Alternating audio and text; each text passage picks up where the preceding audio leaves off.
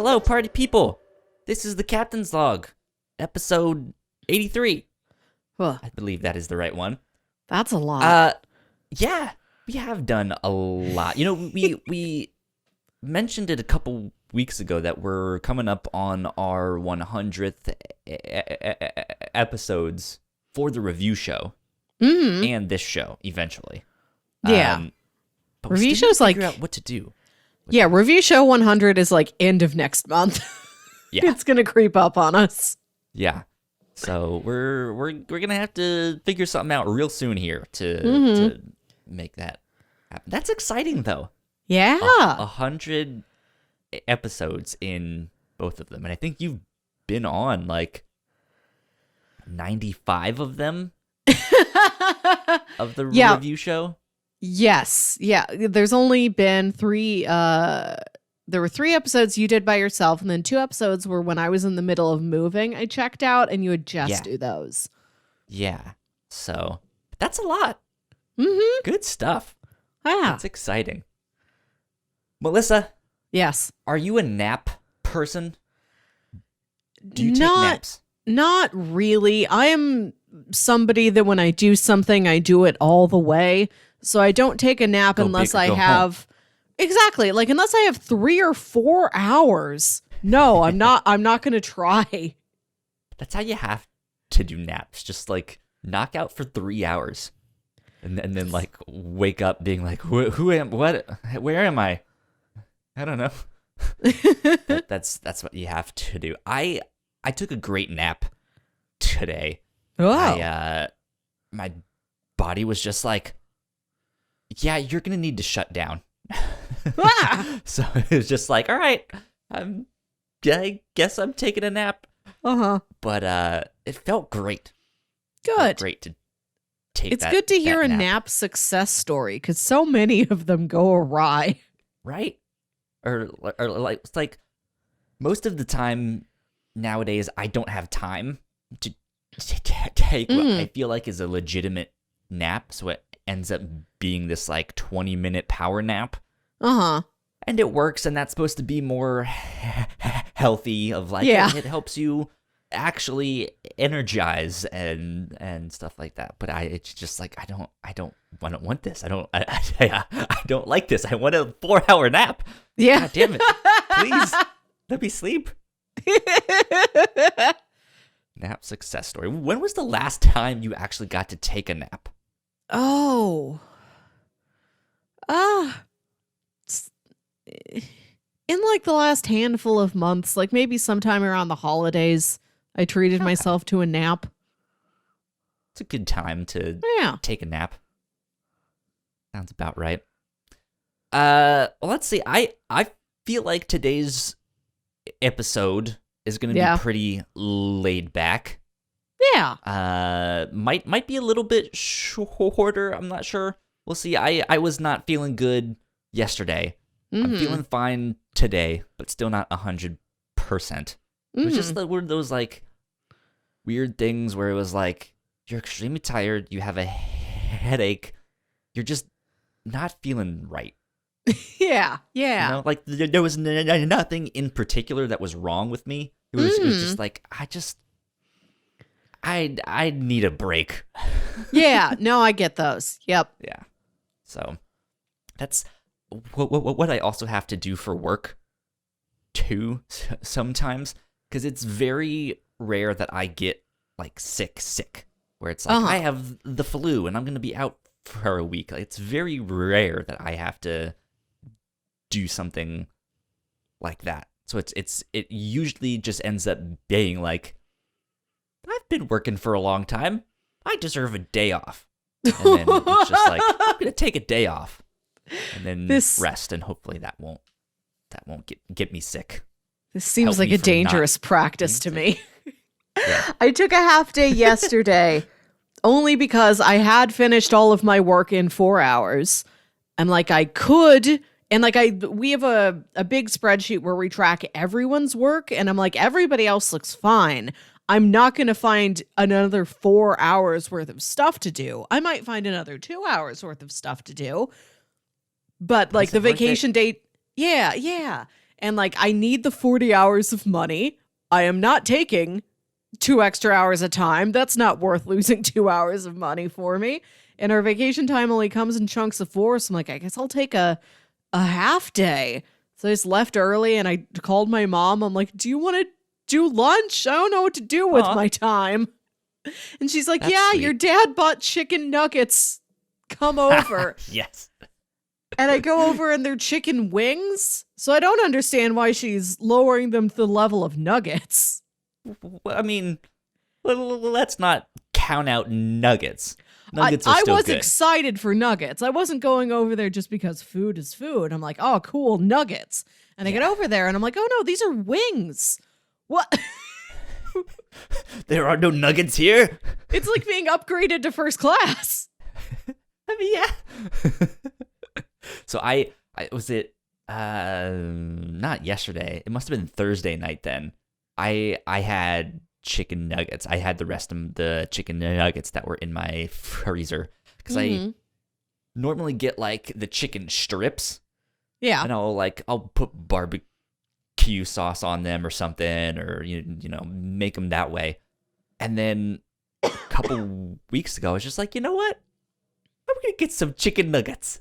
Yeah.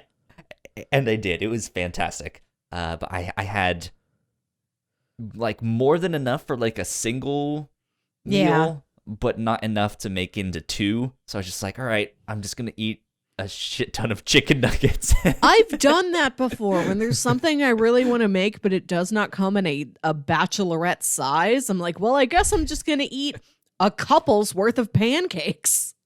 Right. I mean, like it was in a giant bag, and I had like 4 or 5 meals worth, but it was down to like the last bits, and it was like, I guess I spaced it out so I don't have enough for 2 meals. Yeah. But it's a little more than 1 meal. I'm just gonna have a hell of a lot of chicken nuggets. Yeah, I get that. Yeah, so that's what I did. Ladies and gentlemen, my name is Kyle Springer. That is Melissa Wilkinson on You've the opposite startled microphone. me with this 2 episodes in a row. Boo! Where we get like deep into this, and I'm like, we haven't already done it. It just happens. Yeah. Whenever it happens. One day we'll be like an hour in and be like, ladies and gentlemen, my name is Kyle Springer. In case you didn't know, this is the Captain's Log episode, what have you. And then it's gonna be like, and Melissa, what do you want to talk about first? It's like, Kyle, we've been going for an hour. I'm glad you asked. There's something I really wanted to talk about 6th. Perfect. Well, besides that, how was your week? What have you been up to? It was Valentine's Day yesterday. Did you do anything besides go eat chicken wings with the family? No. I lamented. Didn't stock up on I mourned. chocolate? I was in a malaise. No, I went over to my parents' house and they had ice cream. So I'm like, well, I'm not buying myself more sweets. These are free. I did talk my parents into getting Pizza Hut, though, because they met at a Pizza Hut. Oh, interesting. This is our family origin story. Do they mind you telling that story on the podcast? What? Is this some like... There weren't covert operatives. Well, hey, you never know. I mean, maybe that's the side of the story that you don't know. No, my grandpa at one point owned like he was a Pizza Hut franchisee. He owned like all the he owned every Pizza Hut in the metropolitan St. Louis area, I think. Pizza Hut. Yeah, and so Dad was the refrigeration guy. He like went to trade school for like refrigeration and traveled around all the Pizza Huts. Advanced refrigeration. Like, yeah, checking on all their equipment. And my mom was a waitress at one of these said huts. There you go. And it was love at first refrigeration check. I guess so, yeah. I don't know. But I was able to talk them into ordering pizza for dinner because I'm like, guys, it's like the most romantic thing you could do. And out of all the things we could order for dinner, Pizza Hut. There you go.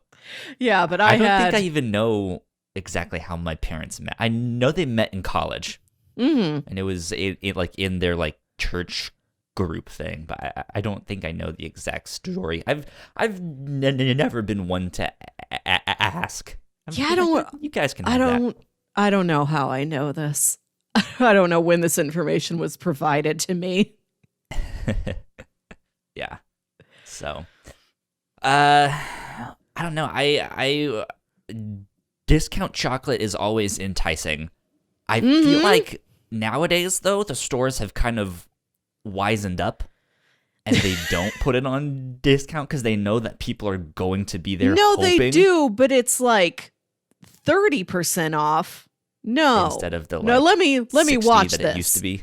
Yeah. It's like, this isn't discounted enough for me. I went to the mall today just because I needed to get out and be in a mall. I needed to recharge my mall energy, plug my ring into the lantern. Melissa would do. Yeah. This is among my key traits. I derive my energy from malls. Most likely to be found at a mall. Yeah. And I'm like, maybe the Godiva store will have things on clearance. And I walk past and it's like 15% off. And I'm like, I ain't got that kind of money. No. Talk to me when this is at least 40. Yeah, at least 40. I'm hoping for a good like 60 to 70 though. Yeah. Discount strawberries. Yeah. Do you guys have, because you guys always have some like weird stores and museums that you've told me about here on the podcast here. Sure. And do you guys have a good chocolate store besides the Godiva store in the mall? Is there like a local chocolate store? Yeah, you can find chocolate all kinds of places around here. If I went down into the city, I could go to Crown Candy Company. If I went out to the other mall, there's a very cute little candy store called Lolly and Pops. Our Schnucks grocery chain has started making really pretty good store brand chocolate bars. Like, the Schnucks store brands are on the up and up now. They're nice. glowing. They're doing well for themselves. Very good. We have a local chocolate shop called For the Love of Chocolate. Okay. And it is in a section of town called Carytown. And it's just like local shops of town called the Candy District. And stuff like that. Where I've been elected mayor. It has like good restaurants and like, I don't know. I mean, there's just little like boutique shops and mom and pop restaurants and stuff like that. So it's nice to go out there. I haven't been in a long time, but they always have fantastic chocolate. They have chocolate from all over the world. They have stuff that they make. They have all sorts of candies and stuff. And it's just like, oh, it smells so good inside there. You tricked me. Like I was trying to think of good chocolate stores. I wasn't thinking about the great candy you can get at the farmer's market. A farmer's market would be a good spot to go to. Yeah. I've not been to the farmers markets here in Richmond. I'm not much of a farmers market guy. Our local one is big enough that we went on a field trip there when I was a child.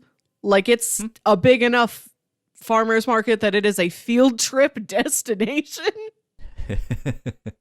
And then my first boyfriend lived real close to there, like within walking distance to the farmers markets. Every weekend we'd just go to the farmers market and he'd buy like a giant bag of chocolate covered toffees that we would eat all week. And I miss these days. There you go. That's good stuff.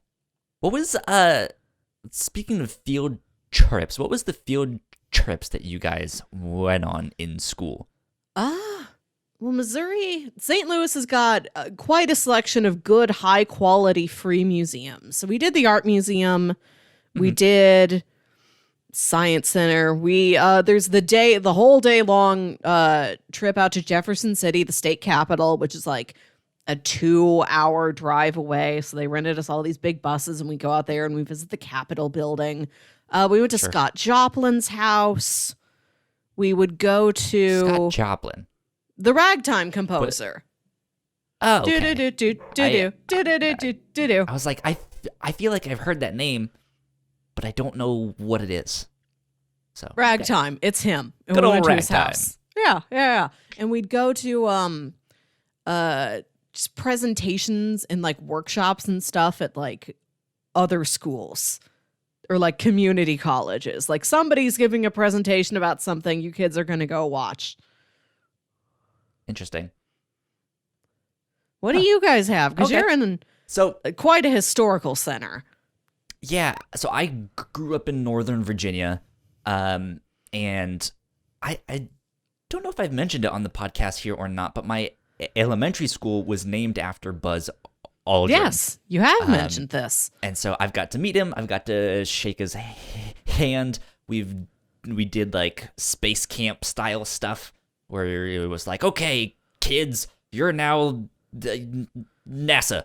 Do their job. Go. And then it was like, here's like all the stations. Here's all the things you're supposed to say and all that stuff. So we did stuff like that. That was fun. Yeah. Of course, we're also right outside of Washington, D.C. So we went and toured the monuments and stuff like that. One time we went down to Colonial Williamsburg. Oh. We went down there. That's a pretty neat spot to go.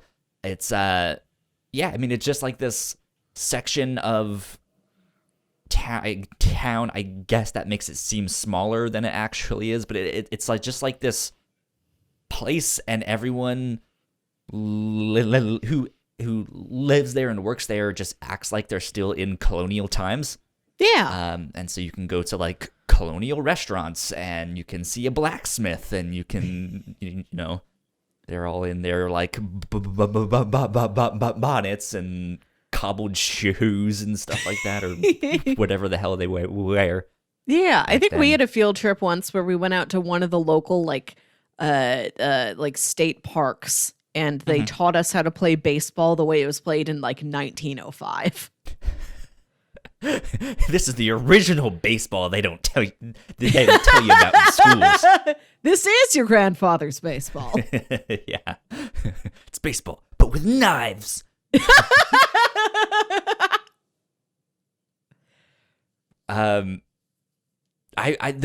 So did you guys take the SOL tests? Did you guys have those things where you were in elementary school? Is this like your state standardized test? Yeah. So you have to take the ours were called the MAP test. The map test. Interesting. So the one thing that I kind of remember about the SOL tests, which was the Standards of Learning test, I think we had to take them like once every year or like once every 2 years or something Yeah. like that. There was a question on there that I really remembered. Oh. I don't know why it stuck with me. It was just a weird like fact that I can now pull out. Apparently, lacrosse was a Native American game, and it was played there were no boundaries. Like there was not a court or a field where it took place. It just like spanned the entire state or stuff like that. Just around. Right. Yeah. So like when we did the Patreon exclusive episode of, what was it, 776 or something like that, where it was these satellites watching this like post-apocalyptic version of football. It was kind of like that, where they just had no boundaries, and it was apparently a form of war. Ooh. And stuff like that. And then I was just like, huh, sports. Sports.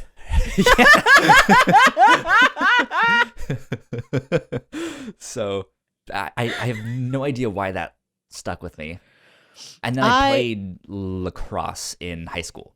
You did. 2 You years. got like the basket on the end of the stick, and you whip the ball around into a net. Yeah. Okay. It's a lot like hockey, but on grass, and instead of the puck being on the floor, it's a ball that you toss around. And you have a giant metal stick that you can hit people with. So that's fun. Yeah. Sounds like a dang riot. A good time. Yeah.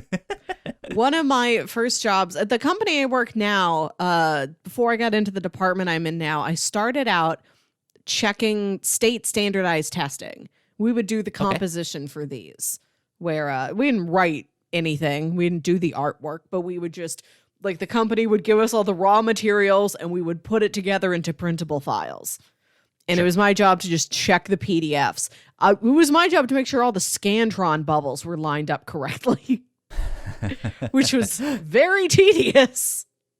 All right, sorry to interrupt, but I have to ask, because this was like a student myth back in the day in school. Did you ever hear the thing where if you put a light layer of like chapstick on your scantron test, it would like slide through the machine and would mark them all as correct? This wasn't like a scantron. It was like the bubbles you'd fill out in the workbook. That kind of thing. Gotcha. I don't, so and I have no idea what scantron. happened to the PDF after I checked it and it got printed. I don't know if that was manually or electronically checked and how it was done. So what I'll always remember is that I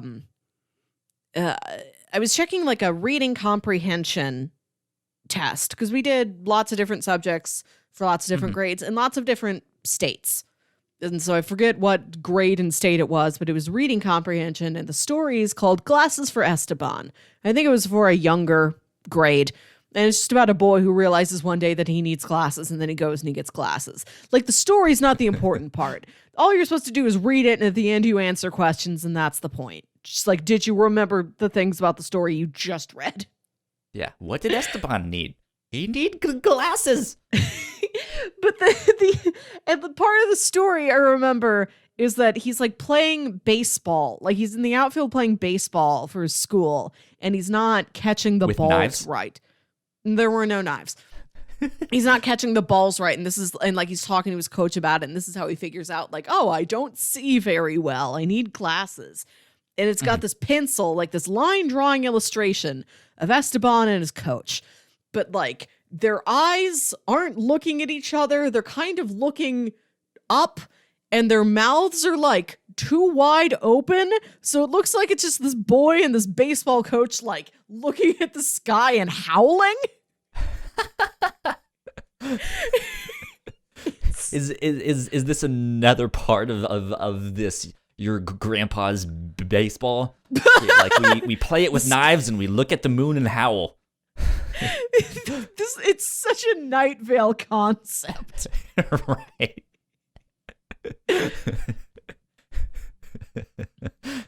Let's tell you a tale about the real baseball played in early America. That's funny. Yeah, we had this like urban legend, I guess you could call it. It's a lame urban legend, but it was this idea that like once we found out that to grade a scantron, all they had to do was like run it through a machine. Yeah, and all this stuff.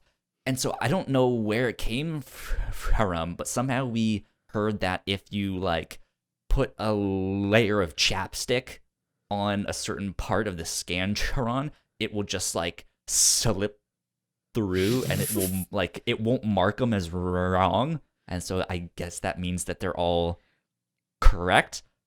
I never even saw it work, but it like that was the thing of like, oh yeah, you're supposed to like put a layer of chapstick on. I don't know that much about it, but I gotta tell you, I would imagine every 100% correct test would then have to be manually checked to make sure there's no shenanigans. Oh, but the teachers didn't know, Melissa. This was only amongst us students. You're not getting away with this.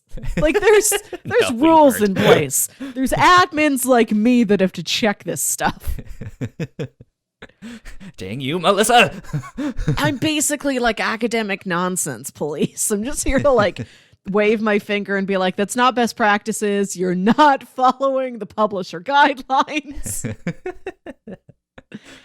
That was weird. I have no idea like how we came up with that or stuff, because I'm sure it didn't work, and I'm sure like if you did that and it got put in a stack of all of this stuff, it would dry up by time they actually or they'd all graded stick it. together. Like, yeah. So why does everything smell like weird. cherries? Yeah. Why is this one sparkly? Is this Bonnie Bell? Yeah. Speaking of sparkly stuff. things, Kyle, Yes. question for you. I watched the Oscars, most of the Oscars last week. I popped in Oscar just Mayer? in time to see Maya Rudolph, my favorite every year, because she's Oscar always Mayer, wearing... see? Huh? You said you watched the Oscars, and I was like, Oscar Mayer. And you were like, Maya Rudolph. And I was like, see, Oscar Mayer. Congratulations, you've just made a Jeopardy puzzle. But every year she's wearing this like big, bold, like weirdly shaped dress. And I say this with admiration. I love these big, weird, shapeless dresses she has on every year. It's the real highlight for me. So I'm like, oh boy, I tuned in just in time to see Maya Rudolph. And I'm looking at all these dresses. I'm looking at every outfit, every suit too. It's beautiful. It's glorious. I want to ask you, if you were going to the Oscars or some other high class fancy event, but it's fancy also with an air of creativity, like you could go wild with it, what would Kyle wear?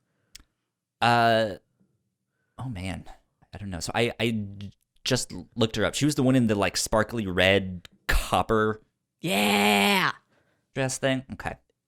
I mean, Kristen Wiig looks like a lasagna noodle. I love them both. A red lasagna noodle. All covered in a tasty marinara. Yeah, it looks like she just has a bunch of like hand towels hanging off of her elbow.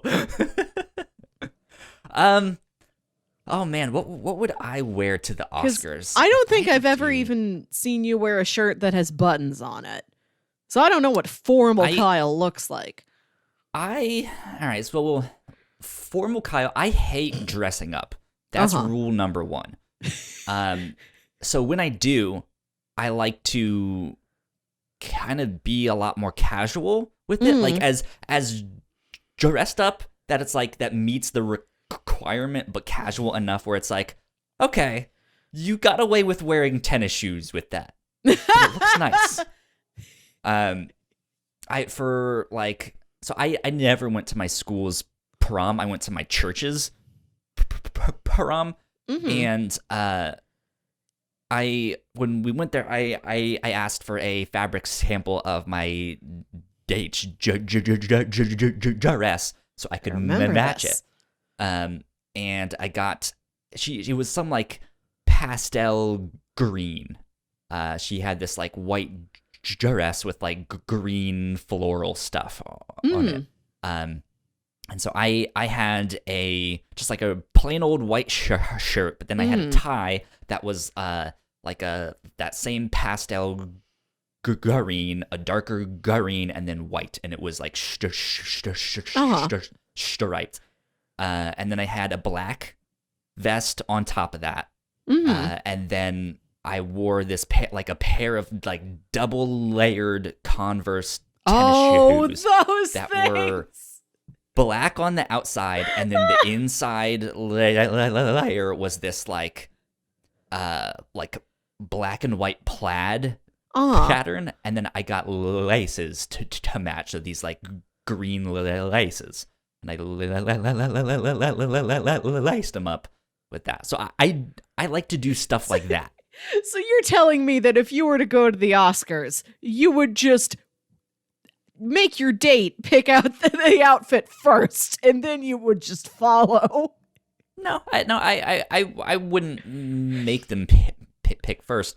But I like it, that was all just to say, like, I like Okay. matching my shoes to my tie, or doing something like that where it's like, okay, you're not actually in dress pants, you're in like black skinny jeans or something. But Yeah. you still have on like a button-up shirt and a vest, and like you still look nice, right? So you pass. So that's typically what I do. But Yeah. I feel like for the Oscars, you just have to go with something outlandish. Or You like have to.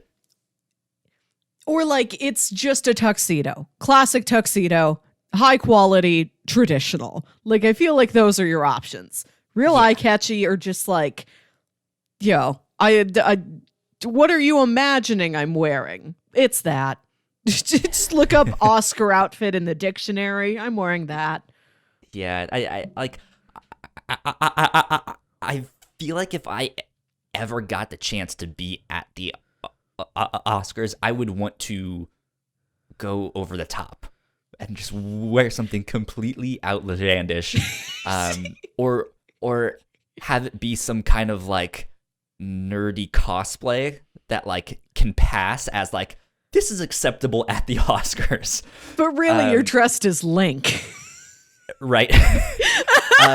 I've been a huge fan of the like Final Fantasy games. And like one of the things I always wonder is like, when will we start dressing like those characters?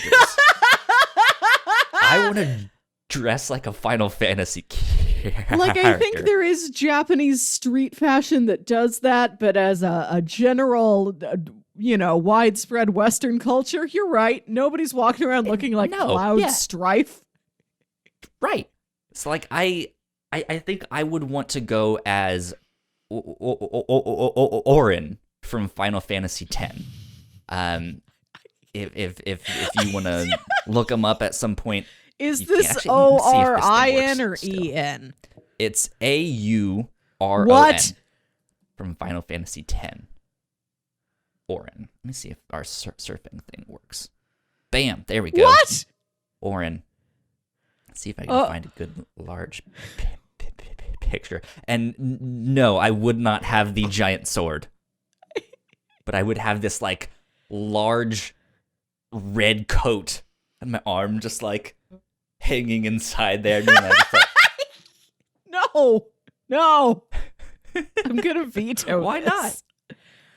Okay, large red coat, cool. Large red coat with black turtleneck. Yeah, like okay. The thing that like comes up to here. It's a big collar. I have some like bit fancy Matrix style looking glasses. Uh-huh. I would do something ridiculous like that. I thought about wearing you have to. You have to go. You don't have to. Overboard. Nobody said this. But that's what the cool kids do. The cool kids go to the Oscars in ridiculous outfits. They're not cosplaying as anyone. Oscar Isaac doesn't show up dressed like fancy Poe Dameron. Much as I wish he would. That does sound fun. You might be onto something. I do want to see the Oscars where you do have to show up dressed as the character you are nominated for. Yeah, and like a really extravagant version of them. Not just like, oh, Joker is here at the Oscars, but just like, here's some like sequins and something mixed into your tuxedo, and it's green sequins and all this stuff, and it's just like, what is happening? And then it's just, it's wild and over the top. It's fantastic. I would support this as an upcoming trend, where it's like, you can wear whatever you want as long as you were dressed as a character you're nominated for. And then everybody who's in a non-actor category, like the composers. Yeah. It's like, well, Hans Zimmer, do you want to be Batman? Do you want to be Inuyasha? Do you just look like a giant violin? Like a violin-themed outfit. How can you make that a thing? The costume designers, they've got the people nominated for those awards. It's the tops. Like, they have everything. They have the whole world to pick from. Oh my god, this just reminded me. Yeah. So, in college, one of my art classes, so like the first year art students at VCU, they go through what is called art foundation, and it's just like more general art classes before you actually pick your major. Mm-hmm. And one of the ones that we had to do, we had a drawing class, we had a sculpture class, we had like a painting and mixed media, and then we had like the one that they didn't know what to do with. It's called time. So it's like video and sound and stuff like that. Time. Yeah, it's art that happens over time. So performance pieces and sound and video and stuff like that. It was this like really weird hodgepodge. They didn't call it media and performance. They called it time? Time. But in my sculpture class, one of the final things that we had to do is we had to make an instrument as a project. And then for the final, we had to bring our instruments and then make a costume to do all of that. And we just had a big like jam party. Like that was our final. This was like the most like drugged out art kid thing you could think of. Just like it is. Turn the lights off, put some like screensaver you also on. all have to bring one glow in the dark velvet poster. Yeah, and just play your instrument. And so the instrument I made was an electric guitar that I made out of wood. It looked like a bird house with like a long wood neck sticking out of it, and then I used weed whacker wire as the strings. And then I bought pickups on Amazon and stuff, so I put that in the guitar. What's one of those? Hold on. So it was not just in acoustic guitar. I made an electric guitar so that I could plug it into an amplifier. Okay. A pickup is an electric part of some kind? It's the thing that picks up the sound and then sends it through all the electrical stuff and then out from the amp. We've accessed the part of my brain where it's like a bucket of words just labeled, I don't know, your dad knows what it is. If you ever need to access this information again, just take it to dad and he'll figure it out for you. Yeah. Yeah, it's a piece that's like that big, and it just has these like really small metallic circles on them, and then there's like a wire that goes out, and then you have to like wire it to the part that the cord actually sticks in and stuff like that. I don't know. I just watched a bunch of like YouTube stuff of like, how does this kind of work? Can I like at least hide it? Like make it work enough where it's like it works, but then hide it so they don't know that it barely works. But yeah, and then I made just some stupid outfit. I kind of looked I don't know their names because I don't know them. What's the like teddy bear looking Muppet? Fozzie Bear. That one. I kind of looked like him. That's Kyle, what my outfit we've been over this. No, we haven't. We have discussed how you don't know who Fozzie Bear is, and I'm like, Kyle, this is Fozzie Bear. You must know him. I've heard the name. I just don't remember their names. I'm not like, oh yeah, that one's Samson, and that one's Mick, and that one's Tommy. Like, I don't know that stuff. It's like, oh yeah, and that's Fuzzy Bear in the back.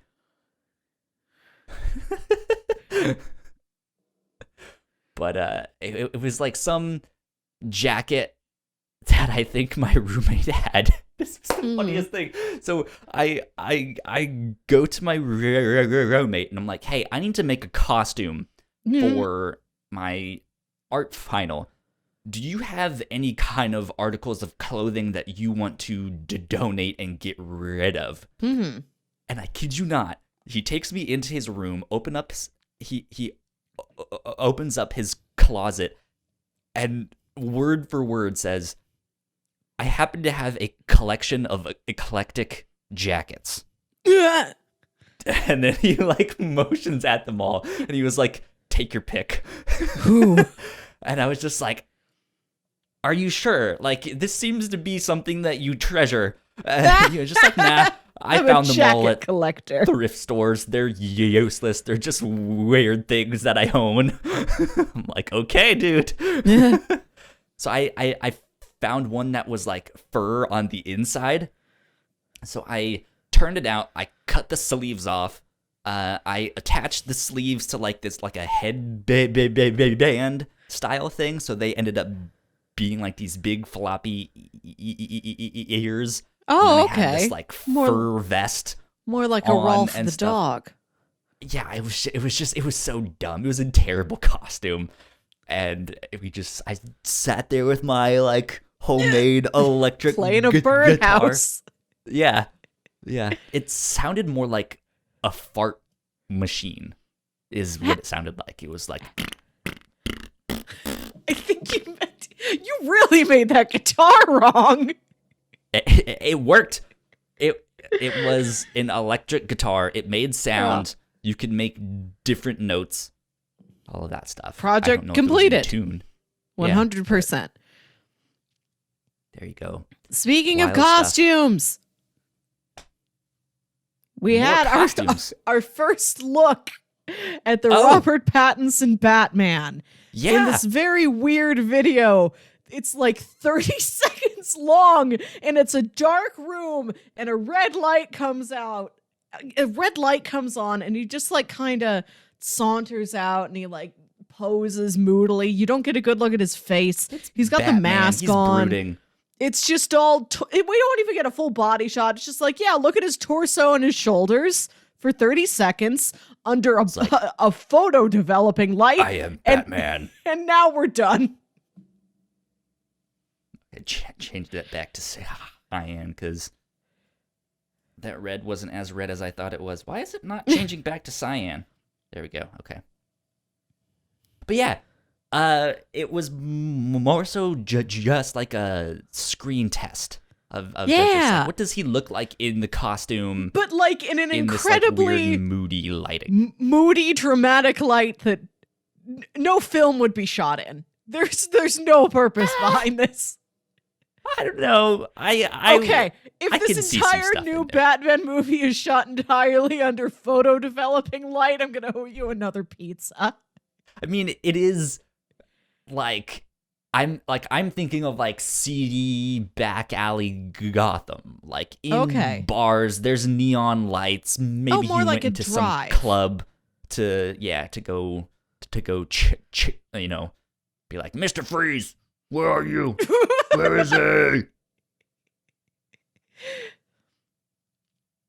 But yeah, I liked the costume. I think it looked fine. Yeah, I don't know what's special about it. It looks like any other Batman costume to me. Like, it comes in nipples and not nipples. Those are the only two forms I know. Let me see. I'm going to open up our Discord here to where I posted the pictures.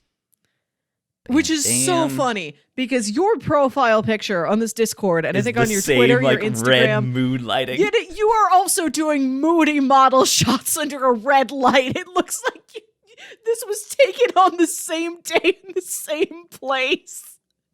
And then I posted the pictures, and then I was like, first look at the new Batsuit, and he was like, or you said he's stealing your sultry red light aesthetic, and then I responded, great minds think alike, Melissa.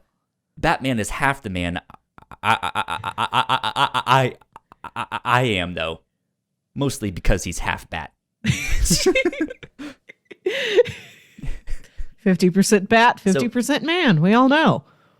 Yeah, The one thing that I kind of noticed about the cowl is the cowl seems a lot thinner. Like it looks like the front part here is almost leather. Like Okay. It's like that hardened leather. Okay, sure. Or it looks more like Daredevil's Okay. thing that he had on. Who What knows strikes exactly? me about it is just that jawline. True, he has a great good jawline. jawline. Yes. This outfit really accentuates that. There's so little of his face showing. It's just jawline, spotlight, on full display. And I'm really upset that it appears that this movie is not in the same canon as like Man of Steel, Batman v Superman, Justice League, because I want his jawline and Henry Cavill's jawline to get into a fight with each other. Have a jawline off. Right. And the only winner is me.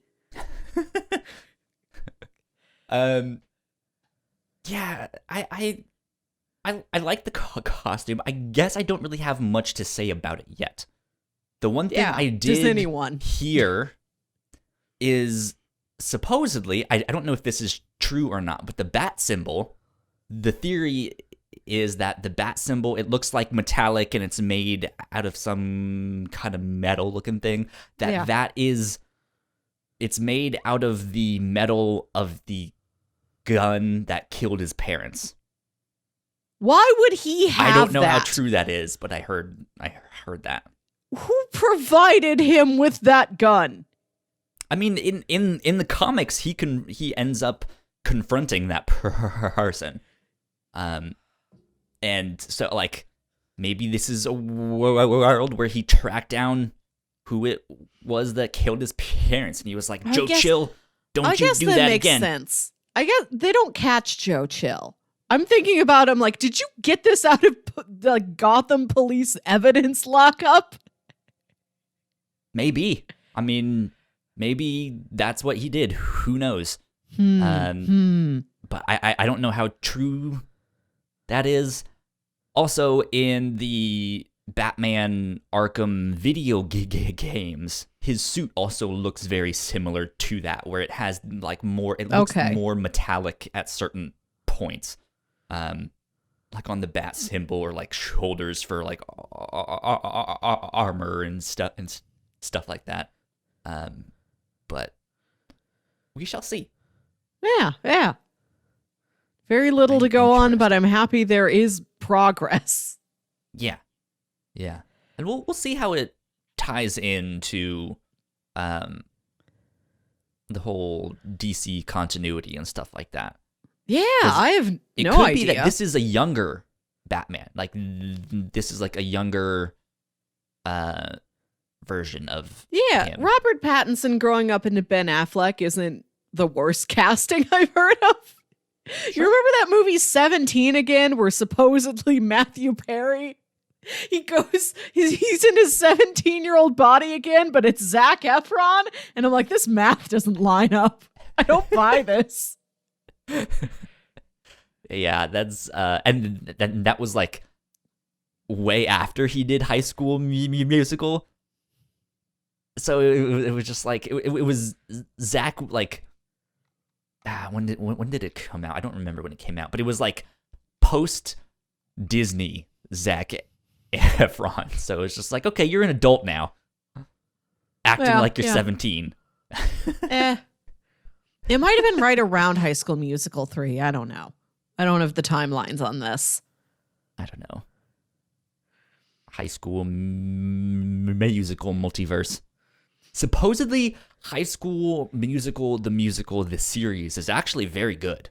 It looks fun. I love that concept so much because I've always bugged me. But good things. Right. I've heard it's like slightly, it can get up to like Riverdale levels of like corniness, but I'm like, that ain't a problem.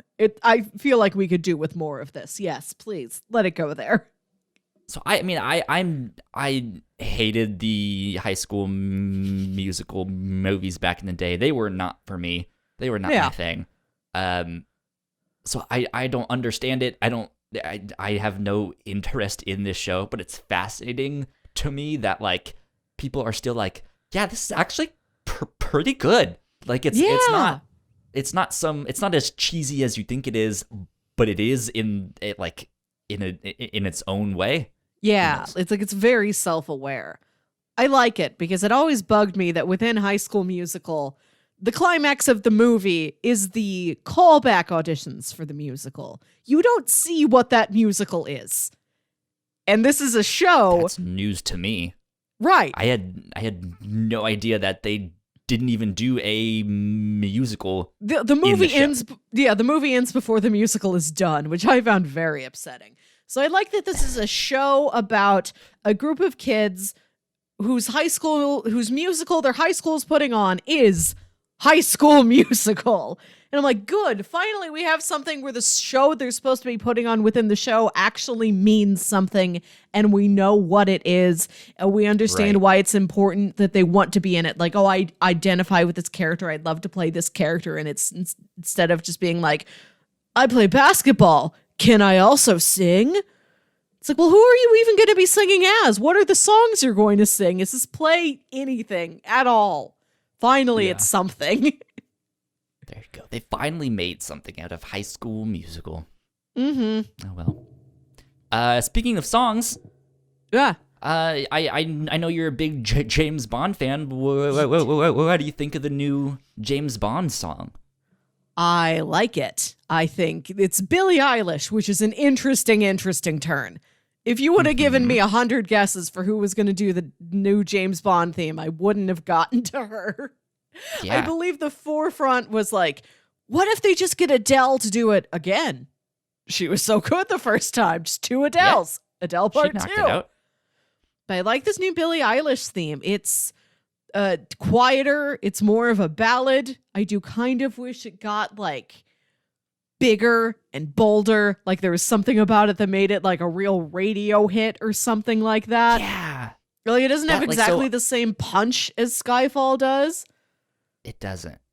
I'm not super familiar with Billie Eilish's music catalog, so I don't really know what she's capable of and stuff like that. And she can do both. She can do more slowed down kind of ballad songs and more like, a bop. Okay. I like this, but it isn't a bop. It's not a bop. But I think it's still a very good song. I think I kind of want to reserve judgment until I see the opening credits scene. Right, yeah, they're meant to go together. That to me, is like the full ensemble. That's the full thing. Yes. I'm very interested to see what those visuals are. I do like the song. Like, this is lyrically my favorite of these recent run of Daniel Craig James Bond songs. I love the lyrics of this thing. Okay. Yeah, like I think that was my issue with this song is like knowing what some of the Bond songs have been in the past, I was expecting this to get bigger, like to crescendo a little bit more and like hold that for a lot longer and just be this like big, like I don't even know the right words to describe it, but it like reminds me of like a wave crashing and stuff like that of just like Skyfall. It has this big powerful force behind it. And this is much more reserved, but it still has that power. It's still there. It's just quieter, meeker, which is like, interesting choice. Maybe it reflects Bond himself at the end of his journey where he's tired and he doesn't want to be spy anymore. Maybe. Got no time to die. Time. I also like that the song frames that phrase as in like, I feel really heartbroken, but I'm not able to indulge myself in those emotions. I have to keep going. I have no time to die. It's like I have to take my emotions and like put them away on a shelf for right now. Yeah. We'll see. I'm excited for that. That's another series I'm gonna have to go back and watch all of them. Yes. Because I saw Casino Royale. I saw the one after that. Quantum of Solace. Yeah. What was the one after Quantum of Solace then? Skyfall, then Spectre. Skyfall? Yeah. Okay. I think I saw Skyfall as well. I haven't seen Spectre. Mm-hmm. And yeah, like I guess when they started coming out, I wasn't paying attention that they were connected and that they were like in my mind it was like, oh yeah, there's been multiple Bond actors and each Bond story is more of this like myth of like, oh, there was this one time, but like they're not necessarily connected. Oh yeah, anything. And so I didn't realize that I guess when they were initially coming out, and so I never paid attention to them like that. So I'm gonna have to be like, what is really happening here? The Daniel Craig ones are a little bit more they're not exactly serialized. There's more of a through line here than there has been with any of the other Bonds. Okay, good to know. Yeah. Good to know. But yeah, I liked that song. Mm-hmm. Cannot wait for the opening credits. Yeah. Stuff like that. Melissa. Yes. We kind of lost the segue a long time ago when we were talking about Valentine's. It just went rolling away on its own. It did. And I thought about jumping to this earlier, but I decided to go a different route. So here we are. Yes. Doing a long, drawn out, poorly constructed segue to Melissa. Yeah. What are the worst dates you've ever been on? I've been very lucky. I haven't had bad dates. I only have like bland dates. Like I've learned this about myself. I'm not a, do I like this guy sort of person? I'm like, I like you or I don't. Like I talk to you for 5 minutes and the answer is yes or no. Like I'm not a dimmer switch. I'm a light switch. I'm like on or off. I come in 2 settings. Mention that. Yeah. Recently. Yeah. So the worst thing that happens, my worst dates are, I like this guy over text and I talk to him for a couple minutes and I'm like, nope, no. There is no Not spark here. Thank you for the meal. I think the worst date I went on was a guy who I went out with just because I'm like, well, you're cute enough and I haven't been out in a long time. I gotta just do it again to make sure I don't forget how to do it, which is the worst. Sure. I always feel so shallow when it's like, well, I gotta get out of the house. Who will take me? Do I have any interest in you? Sometimes Not really. that's what you have to do. Yeah. You just have to be like, all right, I just need to like make sure I'm a well-oiled machine here, and get back remembered on the how horse. to. Yeah. Exactly. So I go on a date with this guy, and it turns out that his mom owns like this local bar that's in the neighborhood where I grew up. And I'm like, that's that bar. Yeah, I remember like driving past that bar all the well, I haven't been there. I remember driving past that bar all the time, growing up and like wondering what was inside because it's like this little like windowless place. It's like, a real kind of like secretly the best spots, the ones you don't know are restaurants or you can't see inside and you walk inside, you're like, whoa. Yeah, just like little hole in the wall. Here. But what always stuck out to me about it is that like there's no windows looking inside. But instead, on the outside, there are these paintings, like these old kind of cartoon drawings of like people playing pool or like a guy and a gal, like, swing dancing or like, somebody playing darts. Like it's just pictograms of time. It's the pictograms of what you could be doing inside the bar should you go in there, but you can't see inside there, which just entranced me as a child. And I'm like, okay. You work, and he worked there too sometimes. I'm like, you work at that bar. Cool. I know that place. And I'm like, my best friend's dad goes to that bar all the time. And he's like, oh yeah, Eddie. I know Eddie. And he did like an impression of him. And I'm like, yeah, that's him. And me and this guy had nothing in common. Like nothing in common. Besides cousin Eddie. So like Eddie. So every time the conversation would dry up, he'd just be like, hey, like he'd just do an impression of him again. And I'm like, this is not working. And he's trying to be all flirty at the end of the night. Like, well, where are you going after this? And I'm thinking, I didn't say this, but I'm like, you can't be serious. Like, what are we going to do? Make out? Because we'd both just be thinking of Eddie, because this is all you've brought up all night. This is the one thing we had in common. Is that you also know Jack's dad. That's funny.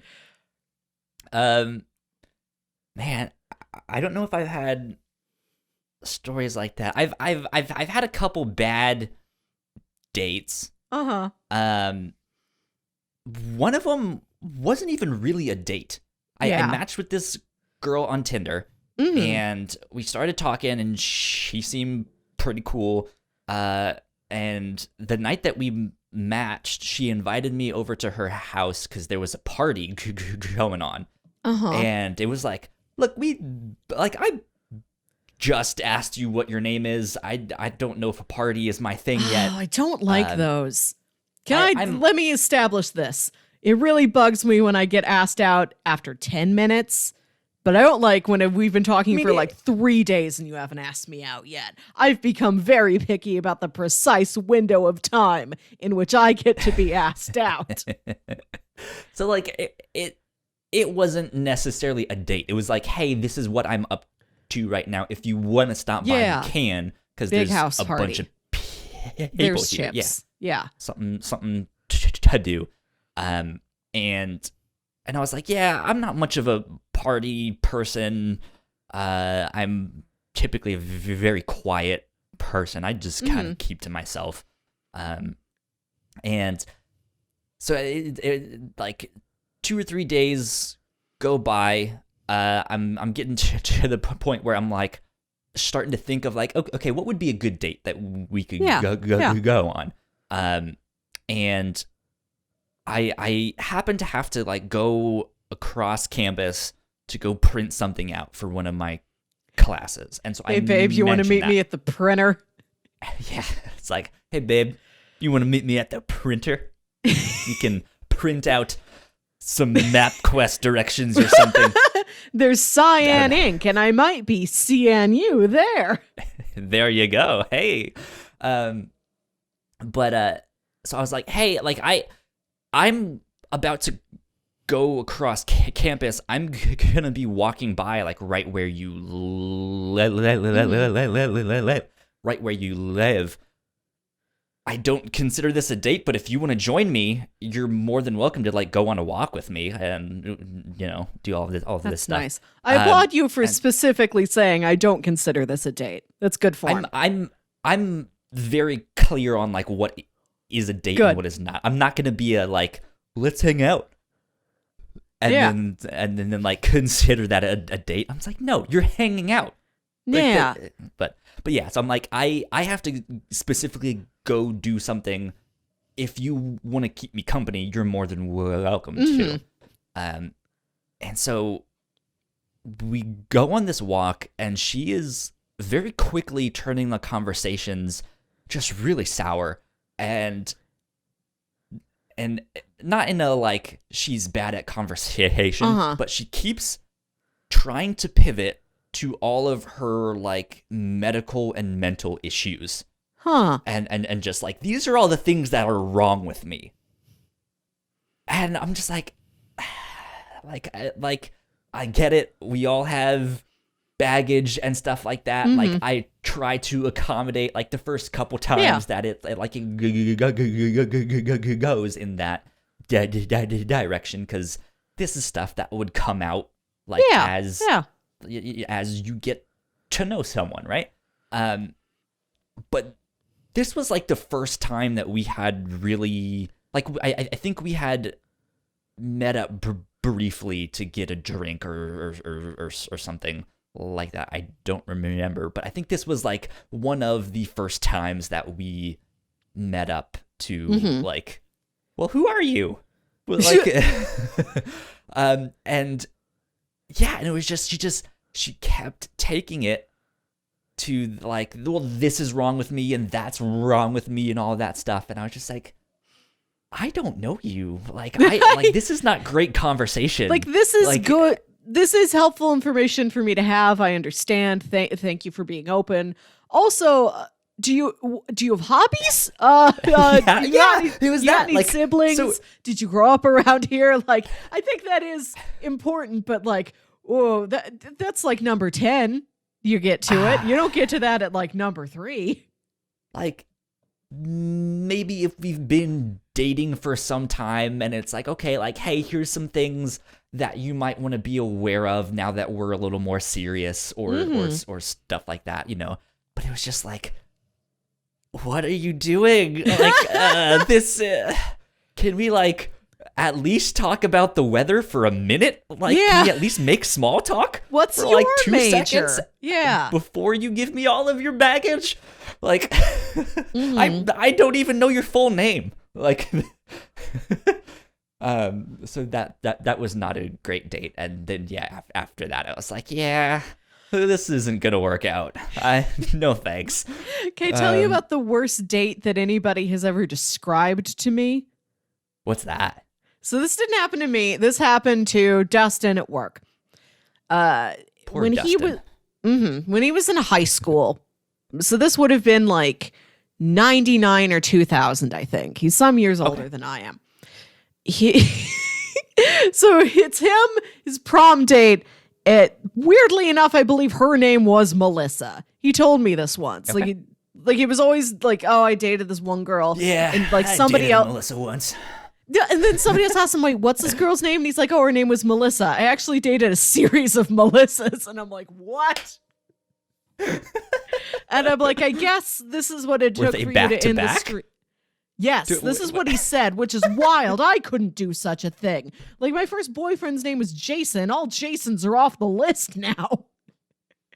Pretty much. I understand that. So I joked like, oh, this is what you needed to like kick the habit. Now you just have like cute kid sister Melissa at the office.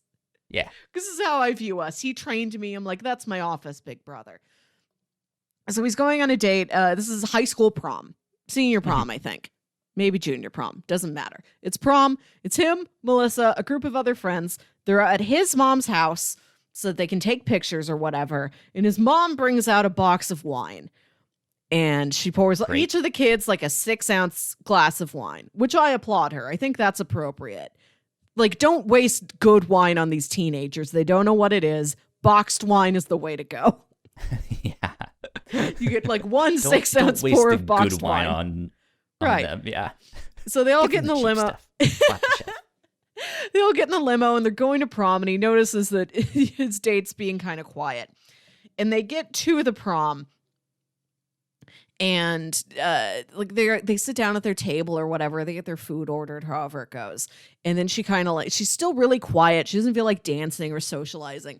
And she gets up to leave after a while. Like, not to leave. He just sort of sees her like get up to leave and like, oh, I guess she's going to the bathroom or whatever. She wasn't like, I'm going home, Dustin. Like, she just sort of snuck off, and he figured that's what it was for.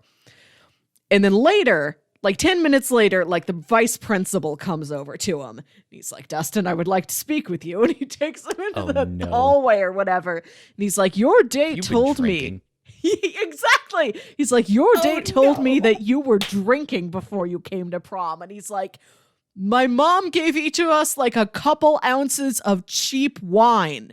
We had a drink, but we were not drinking. We are not drunk. And he's like trying to explain this to the principal. And meanwhile, I think his date like has left. I think she got out of there. And then also, like, while he's trying to explain this to the principal, they do see a completely unrelated girl at another table at the banquet hall, like, vomit. And he's like, see? That's the problem. Look at me. I'm not the problem.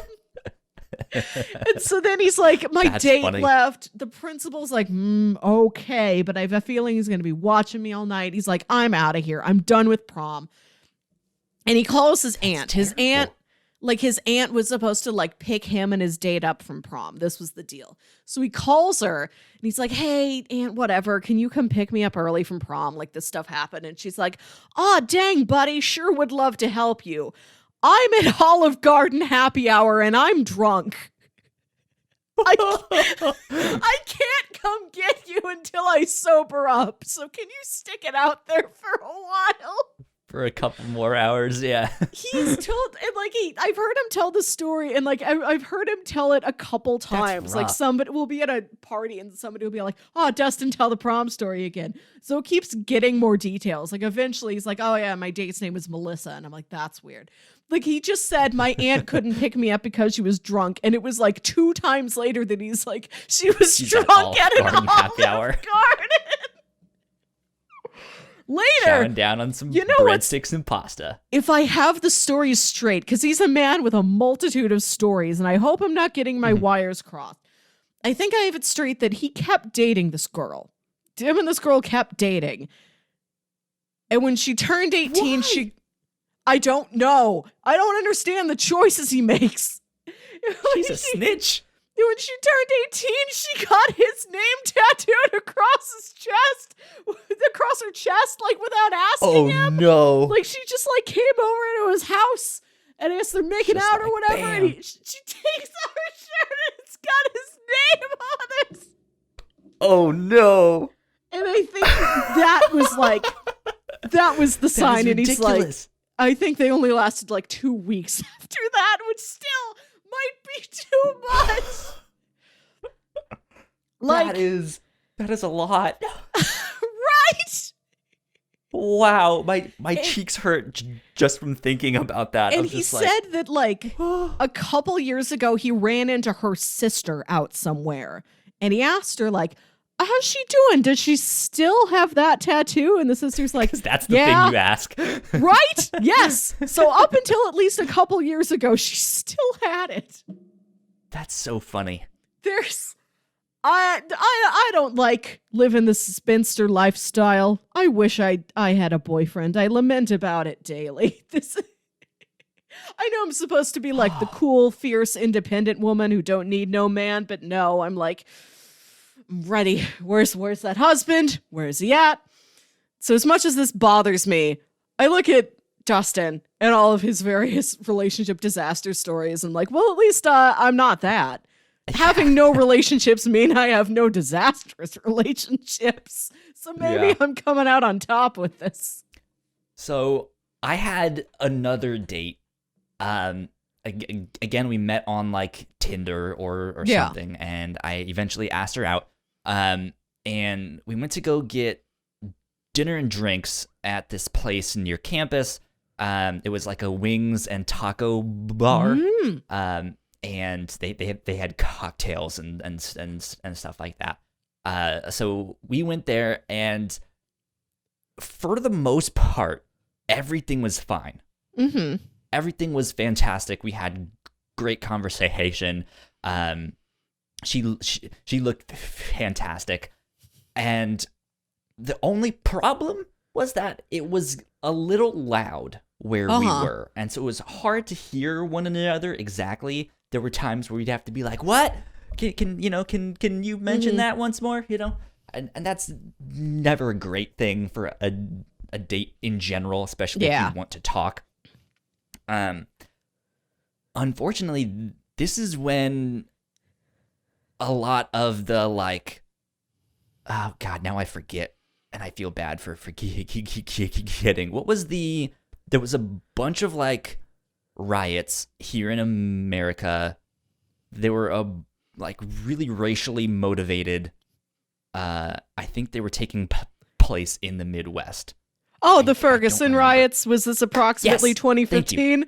The ones that happened to be 20 minutes from my house? Yes, I know those. I didn't know you were that. Yeah, Ferguson close. is the next town over from my hometown. Holy it's a nice place. It's charming. So, yeah, it was like shortly after a lot of that stuff had been happening. It was still happening, and like the news was kind of just starting to pick it up. And so we're at this bar, and the news comes on, and it's like on a sports channel or something. So they have some like breaking news thing. Hey, here's a development on this one thing. Now back to sports. Yeah. And that kind of leads her to ask me how I felt about all of that stuff. And so that's a little bit of a red flag of like, this is our first date. politics is probably not something you want to talk about on the first date. But at the same time, I knew she was also not asking to be like, so what are your politics? And all of that stuff. Like, this isn't accusational. It was just like, yeah. It was more just like, hey, do you have a comment on that one thing? And then we can move on or do something. And I was just like, yeah, it's terrible. Like all of this stuff that's happening. I wish I knew more about it, but I'm not as educated as I should be on something like that. And then she made a comment that tied back into something that we talked about earlier. I mentioned that I was adopted, and then she goes, oh, my younger brother is adopted. We adopted him, and she showed me pictures and all of that, and he was a black guy. And so I was like, oh, cool, neat, yeah, fine, cool, move on. And then as I say my comment on the whole Ferguson stuff, she says something, and it was one of those times where I couldn't really hear exactly what she said. Then you decide to just forge onward. And I think, I don't remember exactly what she said, but it sounded slightly racist. Of just like, oh, like, well, they're getting what's coming to them, or something along those lines. And I was just like, I don't know if that's what you said. Yeah. Everything else has been going great, so I'm gonna give you the benefit of the doubt here. And yeah, the rest of the date went fine. We moved on, and then I eventually texted her like that next day, being like, hey, I had a great time. Good form. She responded as well, and then we kept talking a little bit, and then I asked like, hey, would you want to go out again? No response. She ghosted me, and it just always stuck with me of like, I think she said something racist on the date, but I can't quite be sure. We were in a loud bar, and I don't know. This is really strange. Yeah. And your brother is black? Like, how does that work? What is going on here? I was just like, well, I guess she ghosted me, so I'm just gonna say she was racist. So I have no idea what happened to her after that, but yeah, I think she was racist. So that happened. And then of course, a long time ago, I've told my story of the date that I almost threw up right before having sex. Or classic. I did throw up. I almost threw up on her. Thankfully, I made it to the bathroom. Like right as we were starting to have sex. I was like, oh, nope, get off. That ended up being a great date, though, so that worked out. Thankfully, nothing bad came of that one. I love it. Among my favorite Kyle tales. Oh my god. So embarrassing. It's fantastic. Okay. Well, I say we wrap things up there. Yeah. I actually haven't eaten dinner yet. So I'm going to go stuff my face with some food. Why did you do this? I gave you extra time because I had to go pick up dinner. So I didn't see that until I got here at first. And then I was like, well, it's like half an hour, and I'll just chill here and wait and look on Twitter and stuff like that. So that's all I did. Go get some food. In the meantime, Melissa, yes, where can they find you on the interwebs? You can find me on Twitter and Instagram at WilkyWit. That's WilkywIT. You guys can find me at YoKyleSpringer on Twitter and Instagram. If you guys want to stay up to date with all of our shows that we do, we are at the Whatnauts on Twitter. You guys can find out more on our website, thewhatnauts.com. If you guys like what we do, patreon.com/thewhatnauts is where you can support us for as little as $1 a month. We have all kinds of exclusive content up there as well. You guys can go check that out at the $3 tier. Excuse me, I just got the hiccups. And we also want to give a big shout out to our Patreon supporters. Did I say shout out or shadow? Thinking of both. Sure. Big shadow to all of our $5 Patreon supporters. So thank you, Sam, and thank you, Christine. The shadow is up to you for you to do what you want with it. Is it Shadow the Hedgehog? Perhaps. Who knows? It is opening weekend. I still am undecided if I want to go see it. I think Sam went to see it last night. I haven't heard her report back. Okay. It's apparently doing fine. I imagine people would go see it. Yeah, I mean, who knows? Let's get out of here. This has been episode 83 of The Captain's Log. We will be back next week. Till then, bye. Thank you so much for checking out our podcast. We hope you enjoyed it. If you liked it, leave us a comment down below in the comment section there. In the meantime, go subscribe to our channel, which is right up here in this corner. That would help us out a ton. We are almost at 60 subscribers, and me saying that just makes it not age well now. But yeah, you guys know the deal. Go subscribe and then go watch one of our other videos right down here. Thanks. Bye.